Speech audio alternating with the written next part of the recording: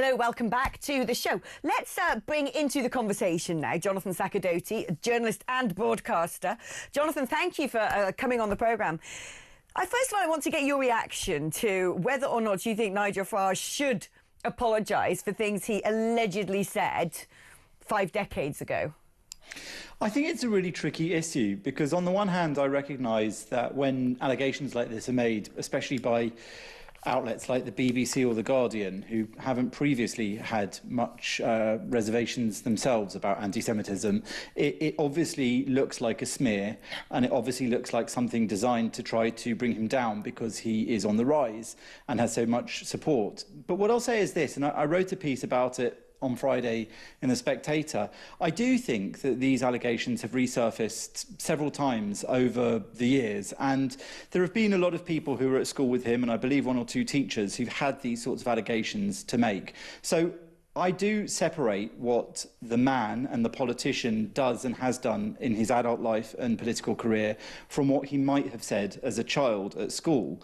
But I do also think that it might be smarter for him to say exactly what I just said, which is, I said some stupid things at school, if he did. I recognise that they were probably quite offensive to some people and they've held on to them for decades. And obviously I don't think that because, as you maybe can see from my career, I'm not anti-Semitic, I don't discriminate against Jews, I haven't done in all of this political career, and I don't think I've seen him do so, and in all the times I've met him, I've not experienced it. But I recognise the importance, perhaps, of saying, when these things are dragged up, maybe it's just easier to deal with them by saying exactly what you've been saying all through this discussion, which is sometimes you do stupid things when you're a child, and sometimes you learn from them, and by the time 50 years later you're an adult running maybe to be the Prime Minister, you might just say, yeah, that was a really bad idea, it was really stupid, it might have been hurtful, now let's move on. I mean, I think conceivably he might not be able to remember whether or not he did these things anyway. You know, if someone said to me, you did this at the age of 13, 14, 15, 16, the likelihood of me being able to go, oh yeah, I remember doing that, oh gosh, that doesn't seem such a good idea now. I don't think I'd remember. I can barely remember what I said on, you know, last week's show. And so, I mean, you might be right about the fact that actually, as much as it isn't a good idea to get involved in these games of, you know, trying to respond all the time to personal besmirchment, because I think if you let yourself do that, then people sort of start to realise they can push you about a bit. Well, he's got to apologise for this. I'm so sorry. Well, now you've got to apologise for this. But PR-wise, let's suggest, do you think, because what you seem to be suggesting is there could be a certain proportion of the Jewish community who are alarmed by this? I think that's exactly what I'm saying, which is, by the way, you're right. He may not remember it. It may have been very unimportant to him, and it may have stuck in the minds of those people who felt deeply offended by it or whatever. So I think that's always possible. And in fact, in all kinds of school bullying, that's often the case, that the bullies don't even remember that they did something, but it can stick very much in the psyche of somebody many years later. So I don't know if he said it, and I don't know if he didn't say it, but I do know that quite a lot of people have come forwards more than once to say that it happened. And yes, I think that really the issue here is for reform, because Reform UK has massive support, and effectively it has that massive support at the moment because it's expressing views and policies which I think are entirely mainstream, and many people in this country, including many Jews, share those views because they're legitimate mainstream views, not because they come from a racist place or a racist motivation. And given that that's the case, a lot of his opposition, a lot of his political opponents like to try and say that Reform UK, especially under Nigel Farage and others, is racist, is anti-Semitic, is extremist.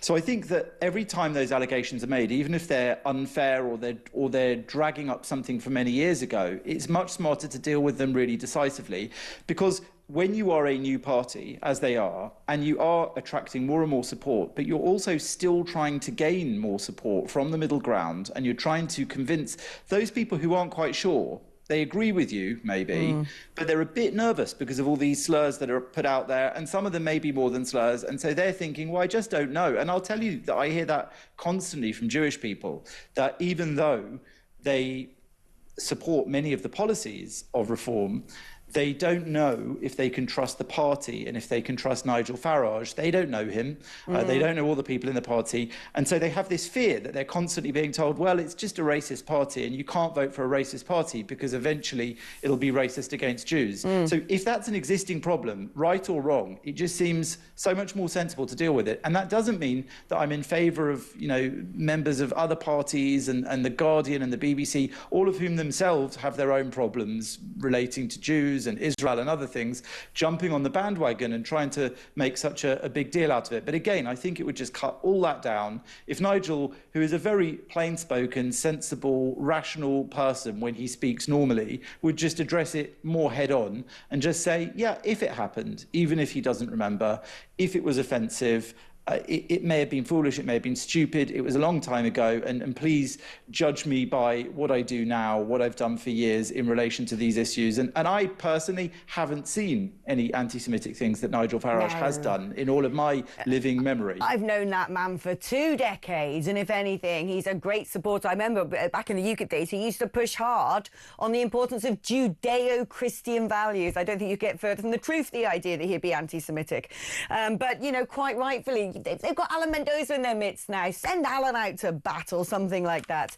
Now, quickly before I let you go, Jonathan, if I could get your thoughts on this, which is it has transpired that police cited a fictitious football match in a report that led to Maccabi Tel Aviv fans being banned from being able to go to their game against Aston Villa.